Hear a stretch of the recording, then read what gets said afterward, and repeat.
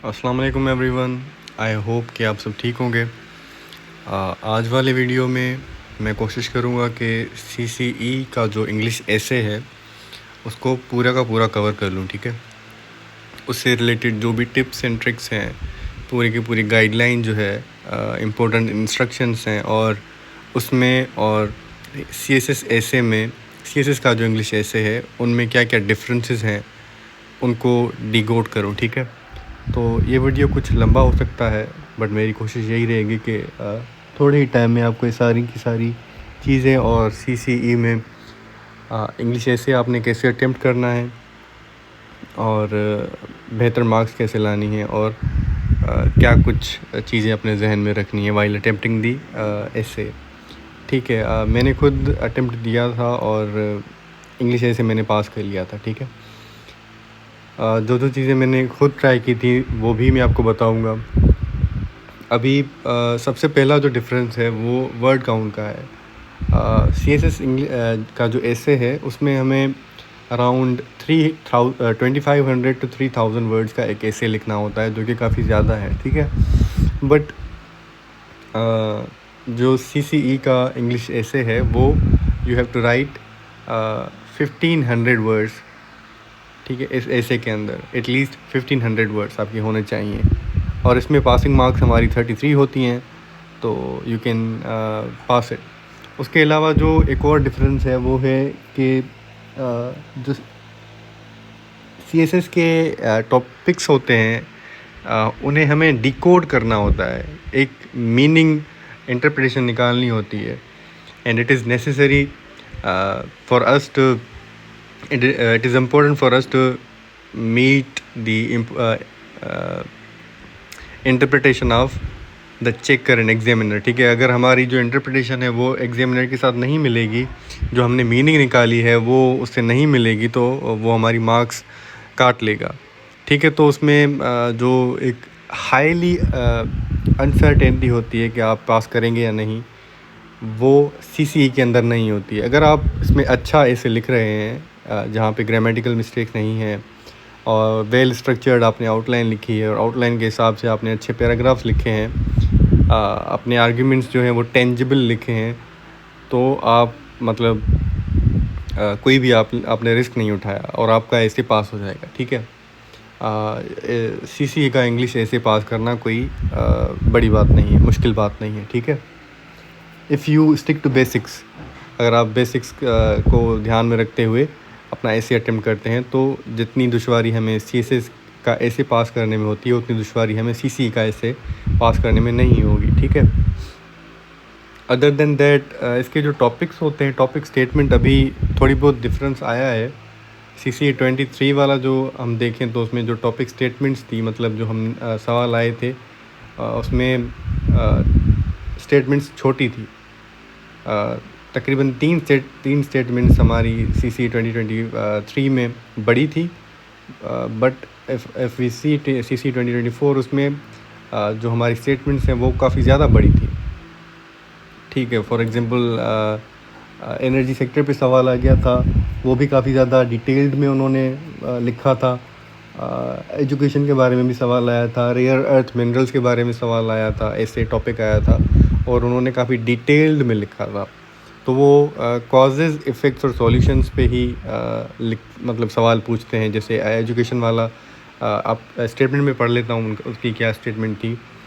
CC 2024 में एक ऐसे आया था, identify and explain the key reasons why a large number of children aged 5 to 9 years in Pakistan are out of schools. मतलब उसने सबसे पहले हमसे रीज़न पूछे, उसके बाद वो लिखता है कि please analyse it's social economic impact on the country. मतलब उसने सोशो इकोनॉमिक इम्पेक्ट्स पूछे थे, पहले उसने कॉजेज़ पूछे और उसके बाद उसने इम्पेक्ट्स पूछे, and also discuss major causes of this situation, कि इस सिचुएशन के मेजर कॉजेज़ कौन से हैं, and finally suggest the measures which government should take to overcome. काफ़ी सिंपल मतलब स्टेटमेंट है, जिसमें हमें बच्चे स्कूल क्यों नहीं जा रहे, उसके कॉजेज़ क्या हैं और उसके सोशल और इकोनॉमिक इम्पेक्ट क्या होते हैं, और फाइनली उसके सॉल्यूशंस क्या हैं आप सजेस्ट करते हैं। तो ऐसे ही स्टेटमेंट्स आती हैं सीसीई के अंदर, ठीक है, उसमें कोई रॉकेट साइंस नहीं है और इसमें कोई आपने डीकंस्ट्रक्शन नहीं करनी। फॉर एग्ज़ाम्पल जैसे क्लोज एंडेड या ओपन एंडेड सवाल आ जाते हैं सीएसएस के अंदर। फॉर एग्ज़ाम्पल का एथिकल कंज्यूमरिज्म पे सवाल आ गया, जो कि बहुत ही ज़्यादा अनकॉमन है, जो स्टूडेंट पढ़ के नहीं जाते। सीएसएस में आ गया था, एथिकल कंज्यूमरिज्म पे सवाल आ गया था। ग्लोबलाइजेशन पे प्रोज एंड कॉन्स, वो तो आसान बन गया है अभी, मतलब उसको काफ़ी ज़्यादा ट्विस्ट करके प्रेजेंट कर देते हैं सीएसएस में, बट यहाँ पे ऐसा नहीं है।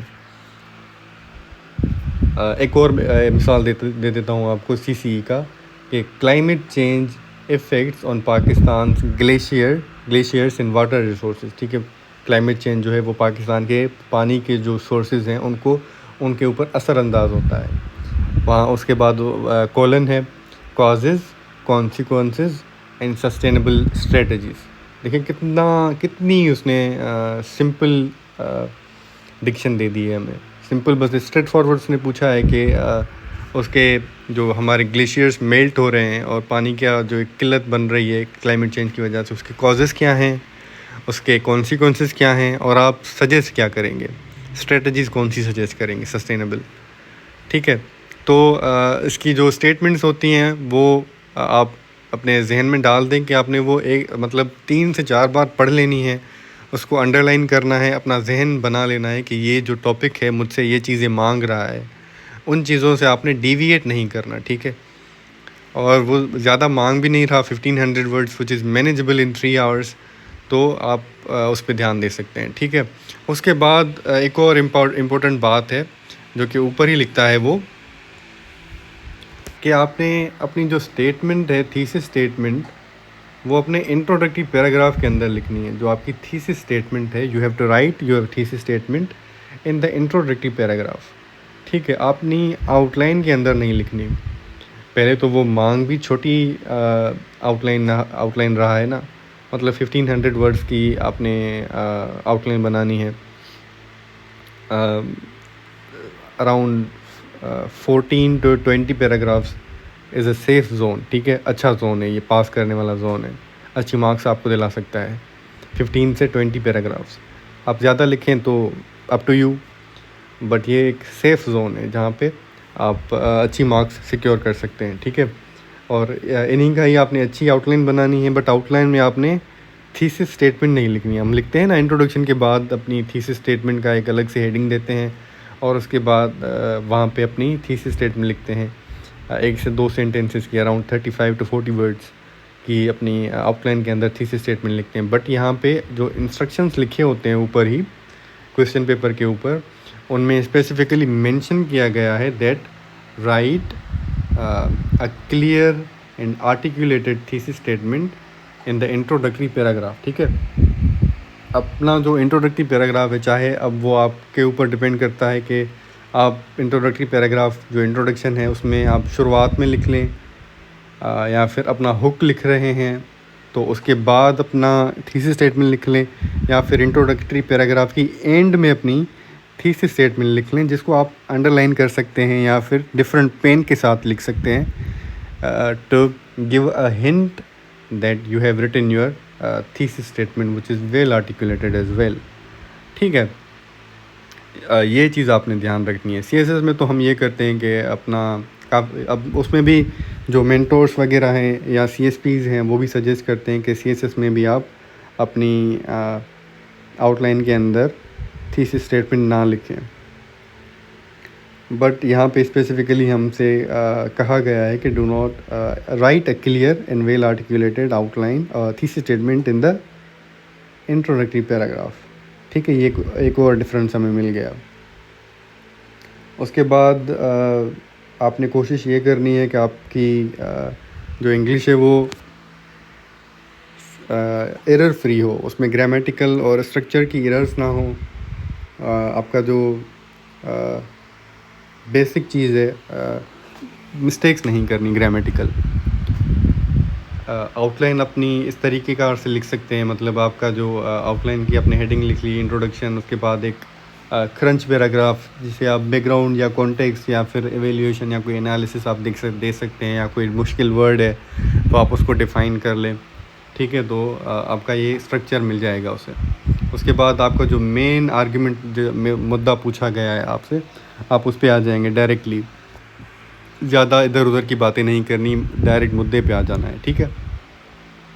फॉर एग्ज़ाम्पल अगर उसने मुझसे कॉजेज़ पूछे हैं कि क्लाइमेट चेंज जो पाकिस्तान में ग्लेशियर्स मेल्ट हो रहे हैं और वाटर रिसोर्सेज के असरअंदाज हो रहे हैं उसके ऊपर, तो उसके कॉजेज़ क्या हैं, तो मैं डायरेक्टली कॉजेज़ पे जंप करूँगा कि उसके कॉजेज़ कौन कौन से हैं, ठीक है।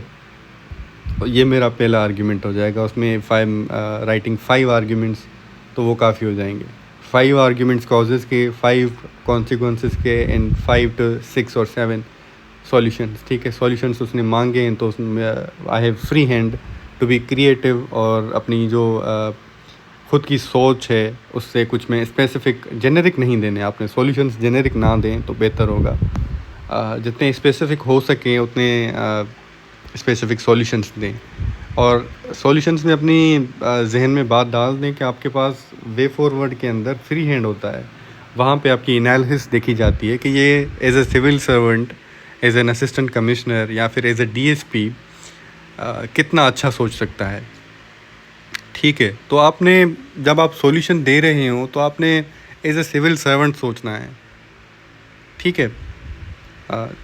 उससे क्या होगा, आप रियलिस्टिकली जो सिचुएशन होगी, चाहे वो हाइपोथेटिकल आपके जहन के अंदर हो, बट आप अपनी मेंटलिटी चेंज करके, मेंटलिटी शिफ्ट करके एज अ सिविल सर्वेंट सोचेंगे तो बेहतर आप सॉल्यूशंस प्रोवाइड कर पाएंगे, ठीक है। और जब आप बेहतर सॉल्यूशंस प्रोवाइड करेंगे तो आपका पेपर ऐसे का स्टैंड आउट करेगा, ठीक है। This is something to consider. Introduction का बता दूं आपको कि जो इंट्रोडक्शन होगा उसमें आपने अपना ओपनिंग स्टेटमेंट देनी है, ओपनिंग हुक दे दें, चाहे वो आप कोटेशन लिख लें, चाहे कोई फैक्ट एंड फिगर दे दें, या कोई एनेक्डोट लिख लें, कोई स्टोरी लिख लें हाइपोथेटिकल, वो आप पे डिपेंड करता है, ठीक है। उसके बाद आपने जो जो आउटलाइन के अंदर मेंशन किया है, मैं ये खुद तरीके का इस्तेमाल करता हूँ कि आपने अपनी पूरी की पूरी आउटलाइन को समराइज़ कर देना है अपने इंट्रोडक्शन के अंदर। जो जो आर्ग्यूमेंट्स आपने अपनी आउटलाइन के अंदर लिखे हैं वो अपने इंट्रोडक्शन के अंदर लिख देने हैं, ठीक है। उसके बाद आपने थीसिस स्टेटमेंट लिख देनी है। ये आपका हो जाएगा इंट्रोडक्शन। बॉडी पैराग्राफ का जो तरीक़ेकार है वो बता देता हूँ आपको कि कैसे लिखने हैं। सबसे पहले आपका आएगा टॉपिक सेंटेंस। उसके बाद आप उस टॉपिक सेंटेंस को एक्सप्लेन करेंगे। टॉपिक सेंटेंस में आपने ये याद रखना है कि आपका एसे की स्टेटमेंट क्या है। बार बार अपने एसे की तरफ आपने रेफ़र करना है, या फिर जो मेन आर्ग्यूमेंट है, मेन प्रॉब्लम स्टेटमेंट है, अपने टॉपिक स्टेटमेंट के अंदर उसी की तरफ बार बार रेफ़र करना है, ताकि आप भी ना भूलें। और जब आपका पेपर चेक हो रहा हो तो ऐसे जो एग्ज़ामिनर हो, चेकर हो, उसे भी पता चल जाए कि बच्चे को याद था कि वो किस बारे में, बच्चे को पूरी तरीके से आइडिया था कि वो किस बारे में लिख रहा है, ठीक है। So you have to refer to your problem statement, your main idea again and again in the different topic sentences of each paragraph. उसके बाद उस चीज़ को आप एक्सप्लेन करेंगे। एक्सप्लेन में आप कैसे भी कर सकते हैं, that is up to you.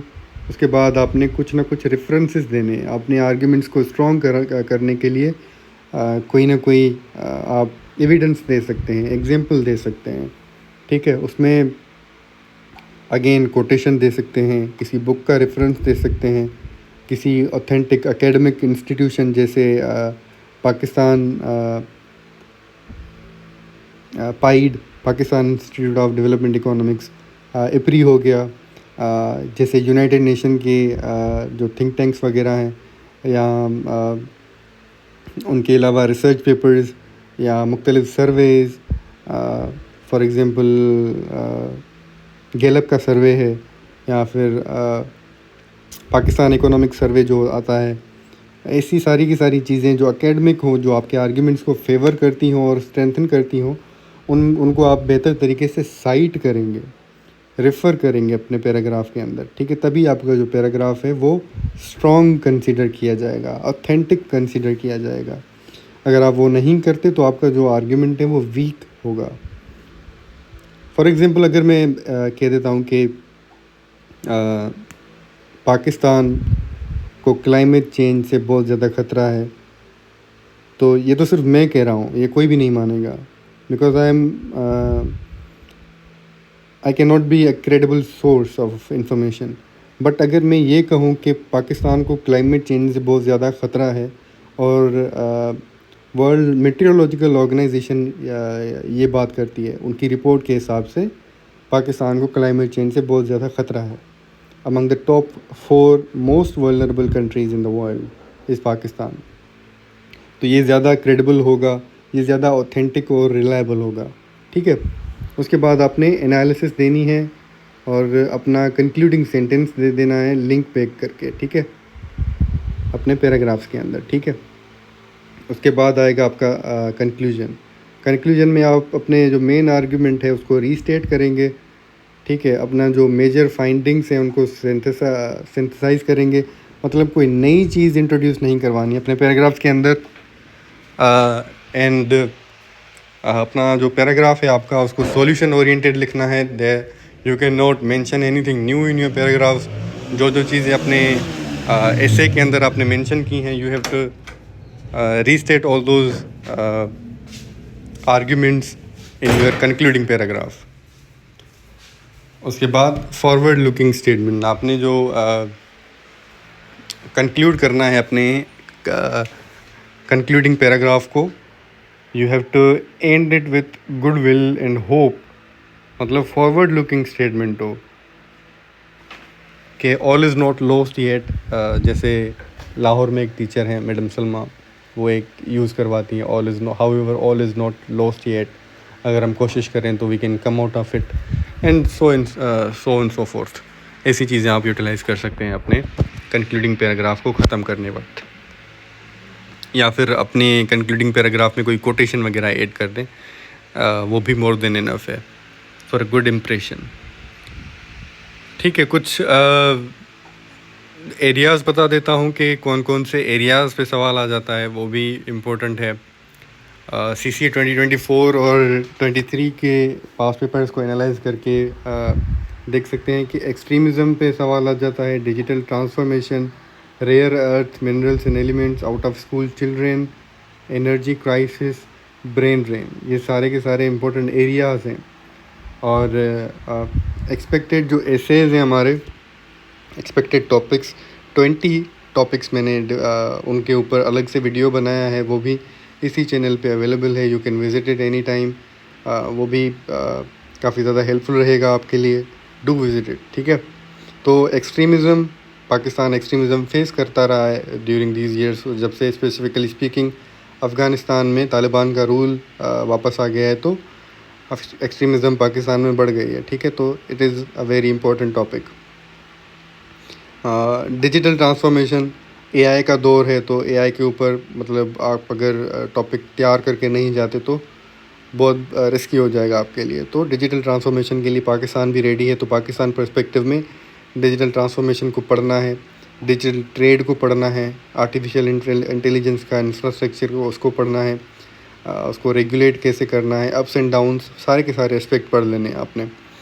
Rare earth minerals, जैसे अभी रेकोडेक का मामला है, बलूचिस्तान का मामला है, और नेचुरल रिज़र्व्स के ऊपर तो अभी ज़्यादा बात होगी क्योंकि प्रोविंसेस बनने की बात हो रही है, तो मिनरल्स के बारे में, रिसोर्स एलोकेशन के बारे में बात होगी। So you have to study about rare earth minerals, और पाकिस्तान का क्या सीन है उसके बारे में, क्या सोच है पॉलिसी मेकर्स की, उसके बारे में भी आपने ठीक तरीके से पढ़ लेना है। उसके बाद एजुकेशन वाला जो टॉपिक है वो भी बहुत ज़्यादा इम्पोर्टेंट है, उसका उन्होंने आउट ऑफ स्कूल चिल्ड्रेन के लिहाज से पूछ लिया था, but may be this year they ask something else. तो आपने उसको जहन में रख के एजुकेशन का जो टॉपिक है उसको ठीक तरीके से पढ़ लेना है। एनर्जी क्राइसिस और ब्रेन ड्रेन भी बहुत ज़्यादा इंपॉर्टेंट है। ब्रेन ड्रेन का जो टॉपिक है वो CSS में भी आया था और PCS में भी आया था, तो ब्रेन ड्रेन को भी पढ़ लें, उसके फैक्ट्स एंड फिगर्स को रिवाइज़ कर लें, क्या क्या नई डेवलपमेंट्स आई हैं उनको देख लें, और उनके अलावा पॉजिटिव्स और नेगेटिव्स, अपसाइड और डाउन साइड उसकी क्या क्या है पाकिस्तान के लिए वो भी देख लें, क्योंकि ब्रेन ड्रेन हो तो रही है बट उसका बहुत बड़ा जो अपसाइड है वो फॉरेन एक्सचेंज रिजर्व्स हैं हमारे लिए। जो रेमिटेंसेस बाहर से आ रही हैं वो हमारे, ये सोच लें कि हमारे एक्सपोर्ट से ज़्यादा फॉरेन एक्सचेंज रिजर्व, मतलब वो रेमिटेंसेस जो आ रही हैं वो हैं। तो एक किस्म से जो ब्रेन ड्रेन है वो पाकिस्तान को बहुत ज़्यादा फ़ायदा भी दे रही है। और एनर्जी क्राइसिस का जो मामला है पाकिस्तान के लिए वो भी इम्पोर्टेंट है। उसको आप लिंक कर सकते हैं डिजिटल ट्रांसफॉर्मेशन के साथ, क्लाइमेट चेंज के साथ, क्योंकि अब हम रिन्यूएबल एनर्जी की तरफ शिफ्ट हो रहे हैं। कार्बन रिलायंट एनर्जी पे हम नहीं रिलाई कर सकते, फॉसिल फ्यूल एनर्जी पे रिलाई करना मतलब अभी that is out of question. ठीक है, ये सारे के सारे इम्पोर्टेंट टॉपिक्स हैं, आपने इनको ध्यान में रखना है लाजमन। इनमें से कोई एक या दो भी आ गए तो you will be in a safe zone.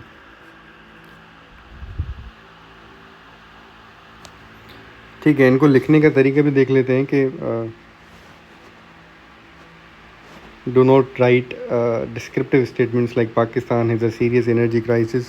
There are many causes of this crisis. The government should take measures. ठीक है, आप इसको बेहतर एक एनालिटिकल आर्ग्यूमेंट की तरह लिख सकते हैं, जैसे Pakistan energy crisis is not merely a consequence of insufficient generation. It is fundamentally a governance and structural problem arising of circular debt, transmission inefficiencies, fuel dependence and weak energy planning. देखें कितना ज़्यादा differences हैं इन दोनों sentences के अंदर. ठीक है, thesis statement को भी आपने अच्छे तरीके से लिखना है, वो वेल आर्टिकुलेटेड हो, क्योंकि उसने स्पेसिफिकली कहा है कि आपकी थीसिस स्टेटमेंट अच्छी लिखी हुई हो.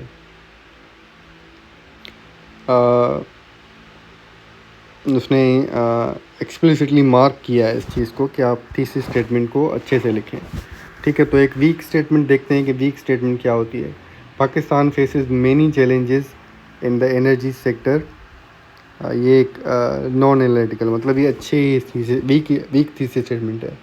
बट एक स्ट्रॉन्ग थीसिस स्टेटमेंट कैसे होगी? Pakistan energy crisis is the product of structural inefficiencies rather than an absolute shortage of electricity. Therefore, sustainable reform requires improvements in the transmission, pricing, governance, energy diversification and demand management. ठीक है, ये सारे के सारे areas भी उसमें cover कर लिए और हमने एक ऐसे का डायरेक्शन भी बता दिया कि मेरा ऐसे जो है वो इस डायरेक्शन में जाएगा. उसके बाद SPSC वाले जो इंस्ट्रक्टर्स हैं उन्होंने क्वेश्चन पेपर के ऊपर ही उन्होंने लिखा था कि टॉपिक स्टेटमेंट्स भी आपके अच्छे हों. दे हैव मार्क्ड एक्सप्लिसिटली कि आपके टॉपिक स्टेटमेंट्स ठीक से कैसे लिखे हुए हों. Every major paragraph must start with a sentence that introduces the paragraph specific argument, sub argument.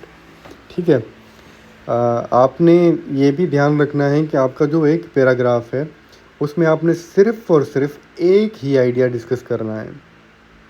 ठीक है, फॉर एग्ज़ाम्पल अगर मैं कह रहा हूँ कि पाकिस्तान के अंदर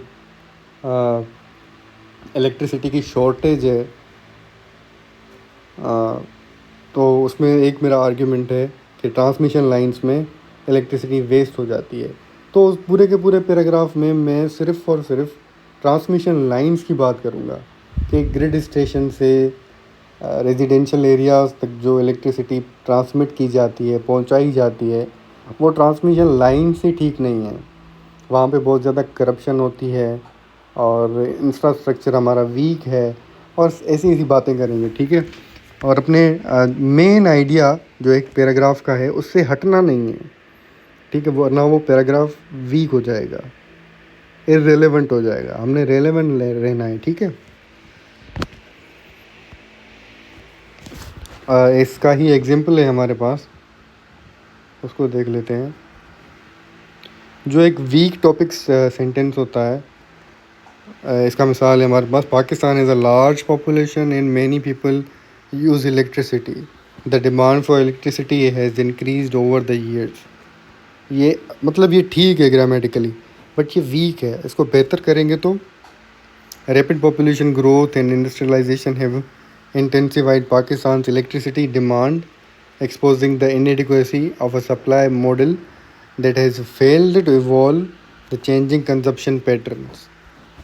देखिए कितनी मतलब हमने होलिस्टिक अप्रोच ली और पूरी की पूरी बात को एक ही सेंटेंस के अंदर कन्वे कर दिया। ठीक है,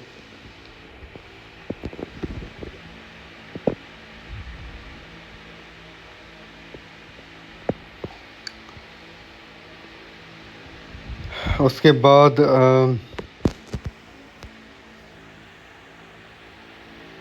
लेट मी सी कुछ इम्पोर्टेंट है तो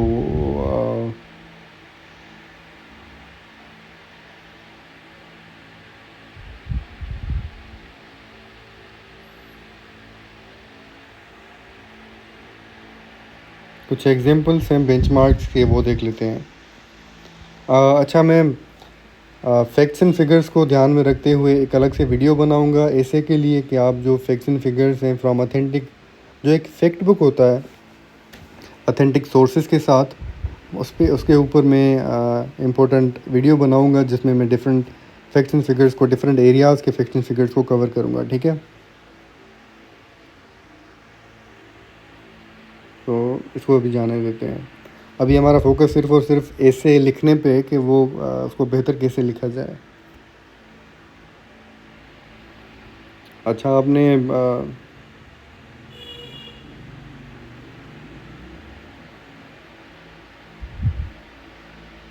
एक आइडिया जनरेट करने के लिए आप पेस्टल मेथड यूज़ कर सकते हैं। ठीक है, मैं इसी को ढूंढ रहा था। ऊपर की जो बातें हैं वो इतनी ज़्यादा इम्पोर्टेंट नहीं है, वो मैं ऊपर बता के आया हूँ पहले ही। पेस्टल मेथड को ही मैं ढूंढ रहा था कि कहाँ है।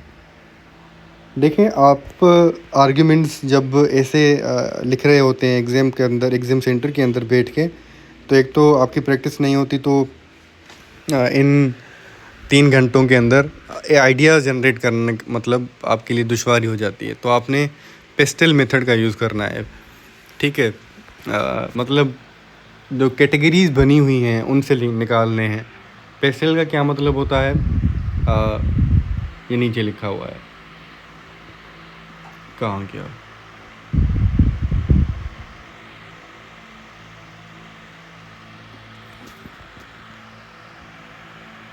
एक सेकंड, हाँ ये रहा। मल्टी डायमेंशनैलिटी मतलब मुख्तलिफ डायमेंशन से अपने आर्ग्यूमेंट्स निकालना।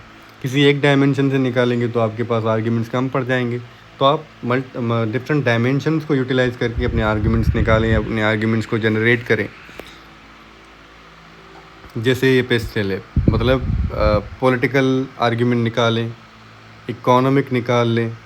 फॉर एग्ज़ाम्पल हम इसके नीचे हमारे पास एग्जांपल है भी, बट निकाल लेते हैं कि कॉजेज़ क्या हैं पाकिस्तान में जो एनर्जी क्राइसिस है। पॉलिटिकल कॉजेज़ निकल गया हमारे पास कि पॉलिटिशियंस काम नहीं करते इस पर, मिसाल है अभी तो। इकोनॉमिक मतलब हम इतना इन्वेस्ट नहीं करते एनर्जी सस्टेनेंस पे, सस्टेनेबल एनर्जी बनाने में। ये हमारे 2 अच्छे आर्ग्यूमेंट्स मिल गए हमें। सोशल, के लोगों में इतनी अवेयरनेस नहीं है कि वो एनर्जी कंजर्व करें, सोशल कॉज मिल गया हमें।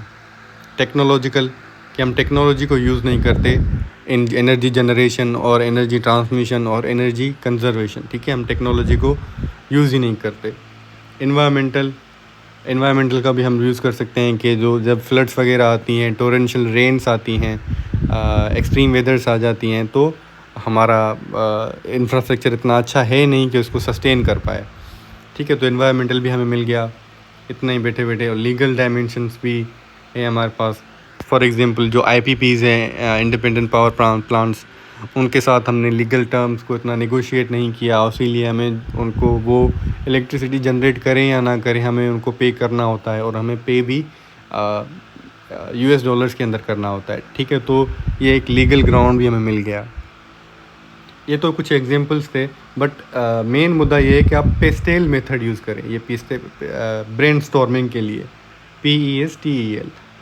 मुख्तलिफ़ कैटेगरीज़ आप इसमें और ऐड कर सकते हैं, बट जहन में ना आए तो ये पेस्टेल का मेथड आप यूज़ कर सकते हैं, जिसमें आप political, economic, social, technological, environmental, legal dimensions use कर सकते हैं। आप इसमें हिस्ट्री का, एजुकेशन का और मुख्तलिफ़ और डायमेंशंस अपना यूज़ कर सकते हैं, रिलीजन का कुछ भी आप यूज़ कर सकते हैं। ठीक है, बट जो हैं ये लीस्ट हैं, ये सेफ़ हैं सबसे ज़्यादा, पेस्टेल मेथड।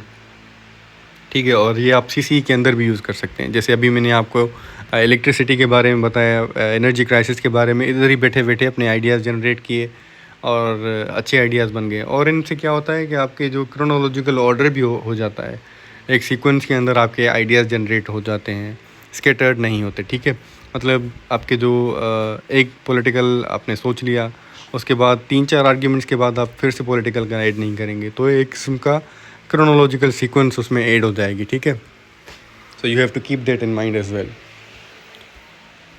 अगर ये आप मेथड यूज़ करेंगे तो आपका ऐसे अच्छे तरीके से प्रिपेयर हो जाएगा और आप अच्छे तरीके से उसको प्रेजेंट भी करेंगे।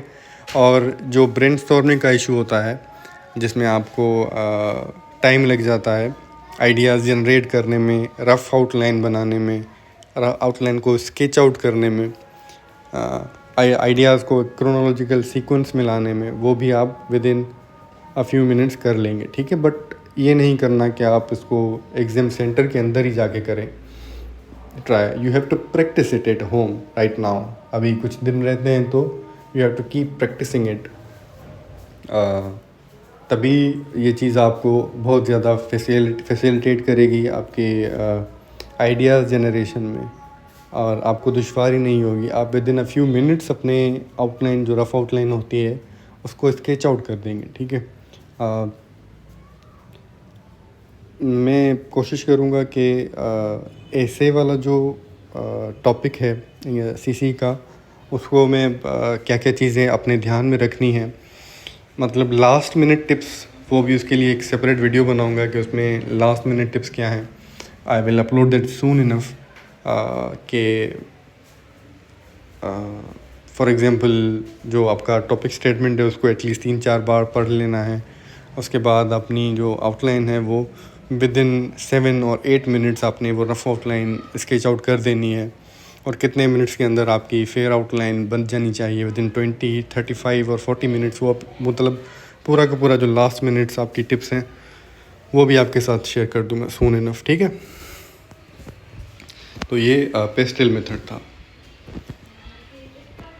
और उसके बाद जैसे मैंने आपको बताया कि आपके सॉल्यूशंस हैं, you have to be very specific in your solutions. You have to be policy oriented, मतलब जो जेनेरिक हैं वो जेनेरिक नहीं होने चाहिए। फॉर एग्ज़ाम्पल हम मीडिया का सॉल्यूशन दे देते हैं कि मीडिया जो है इस इशू को हाईलाइट करे, बट ये एक सॉल्यूशन नहीं है, ये एक बात कर दिया आपने। You have to be specific and policy oriented, because you are going to be a civil servant, you are going to be inshallah in ASP, DSP और असिस्टेंट कमिश्नर। ठीक है, CCA तो DSP। ठीक है, तो you have to think like that. तो अपने policy resolution देने हैं, पॉलिसी रिकमेंडेशंस देनी है। ठीक है, जेनेरिक नहीं होना, जहाँ पे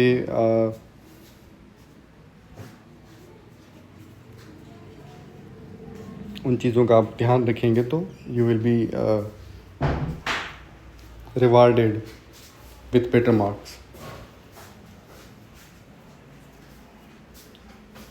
उसके बाद अपनी कुछ चीज़ें हैं जो उनका ध्यान रखना है। You have to make a clean outline before writing, include a clear articulated thesis in the introduction, provide explicit topic sentences for body paragraphs, directly answer all parts of the prompt, develop arguments using credible evidence, utilize international comparative case studies भी अपने paper के अंदर डालनी है। मुख्तलिफ़ countries की, मुख्तलिफ़ incidents की, मुख्तलिफ़ जो केस स्टडीज़ आपके जहन में आ जाएँ ऑथेंटिक, तो आपने वो अपने पेपर के अंदर डाल देनी है, इंट्रोड्यूस करवानी है। ठीक है, provide specific institutionally targeted solutions पे मेरा थोड़ा ज़्यादा ही एम्फेसिस होती है कि वो ज़्यादा अच्छे लिखें तो ज़्यादा मार्क्स बेहतर मिलेंगी। उसके बाद maintain smooth transitions and logical flow. आपने लॉजिकल फ़्लो अपना मेंटेन रखना है। यहाँ पे भी वही बात थी कि अपनी कोहेरेंस और ट्रांजिशन को ज़्यादा बेहतर बनाना है। ऐसा नहीं है कि एक आपका पैराग्राफ फ्रेगमेंटेड हो, वो दूसरे पैराग्राफ से कनेक्टेड ही ना हो। There are so many ways to do that. ठीक है, and I hope you have worked on that as well. उसके लिए मतलब I have uploaded several video lectures of English ऐसे, वो भी इसी चैनल पे उसकी प्लेलिस्ट बनी हुई है, उसके वीडियोस अवेलेबल हैं, you can visit that as well. ठीक है, इसीलिए मैंने इस पे ज़्यादा बात नहीं की कि जो आपके पैराग्राफ्स हैं वो ठीक तरीके से कनेक्टेड हो और उनमें फ़्लो हो। वो एक पैराग्राफ अलग हो, दूसरा पैराग्राफ अलग हो, ऐसा नहीं होना चाहिए। बात कनेक्टेड हो तभी अच्छी लगती है, फ़्लो बना रहे। मतलब वो जो पढ़ता एक पैराग्राफ आपका पढ़े तो फ़्लो ऐसा हो कि वो आपका दूसरा पैराग्राफ भी ठीक तरीके से पढ़ ले। ठीक है, तो you have to keep that in mind as well. उसके बाद और क्या, ये कुछ चीज़ें हैं जो आपने नहीं करनी कि आपने कुछ जो स्टूडेंट्स होते हैं वो बस कुछ ऐसे इसको मेमोराइज़ कर लेते हैं, आउटलाइंस ऑनलाइन देख के उनको मेमोराइज़ कर लेते हैं और समझते हैं कि ये सब करने से they will get good marks. But ऐसा नहीं है। आप अगर ठीक तरीके से प्रैक्टिस करते रहेंगे तो you will be rewarded with better marks. आपने मेमोराइज़ नहीं करना कुछ ऐसे, इसको मेमोराइज़ करना भी है तो आपने फैक्ट्स एंड फिगर्स को करना है, जो चीज़ आप पेपर के अंदर यूज़ करेंगे। हाँ, उसके बाद अपनी तरफ से फैक्ट्स एंड फिगर्स नहीं लगाने। आपके जो फैक्ट्स एंड फिगर्स हों, डेटा हों, रिपोर्ट्स हों, वो ऑथेंटिक सोर्सेज से हों, उनको फैब्रिकेट ना करें। ठीक है, क्योंकि आपके जो चेकर होते हैं वो उन एक दिन का मतलब वो उनका एक्सपीरियंस एक दिन का नहीं होता। वो जानते हैं कि कब स्टूडेंट झूठ बोल रहा है और कब वो सही बात कर रहा है। ठीक है, तो fragmented facts and figures provide नहीं करने। You have to be very true. इसीलिए आपने वो चीज़ें मेमोराइज़ करके जाना है सब एग्ज़ाम से पहले। You have to memorize everything. उसके लिए I will try to upload and discuss fact and figures about CCEA से। ठीक है, उसके बाद आपके जो टॉपिक स्टेटमेंट हो उनको बेहतर बनाना है, टॉपिक सेंटेंसेस जो हैं उनको बेहतर बनाना है। आपने नए जो आइडियाज़ हैं उनको इंट्रोडक्शन में लिखना है, अपने कंक्लूजन में कोई भी नया आइडिया नहीं लिखना है। ठीक है, आई होप कि दिस वाज इनफ। कोई भी आपको अगर CCE के इंग्लिश एसे के बारे में कोई कन्फ्यूजन हो, you can let me know in the comment section below. I have covered the topic of how to write essay in Sindhi general, वो भी आप देख सकते हैं इसी चैनल पे। if you have any queries बता दें इस comment section में। if you want me to cover any other topic तो वो भी आप बता सकते हैं। I will try to cover it as soon as possible। Time कम है इसीलिए। ठीक है, so this was it from my side।